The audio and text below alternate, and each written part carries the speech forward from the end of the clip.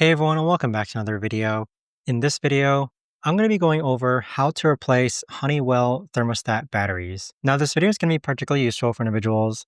Let's say that you have this bat notification.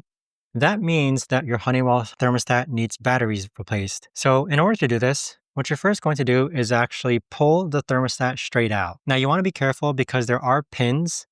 So simply just pull this straight out forward. And what you have here is just two AA batteries. So simply just make sure that the orientation of the batteries is the same alignment in which you put them in. So what we're going to do is that we're actually going to go ahead and replace these right now. So once we go ahead and replace the orientation of the batteries, so positive is on this side, negative is on that side, positive, negative, just simply go ahead and push the thermostat back in, aligning the pins with the pinholes that you see there. So same exact way, we're just going to go ahead and push it straight.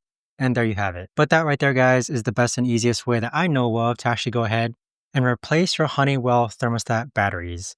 If you guys know of a better or easier way to actually do this, let me know in the comments down below. I would love to know. Thanks so much for watching, everyone, and I'll see you guys all in the next video.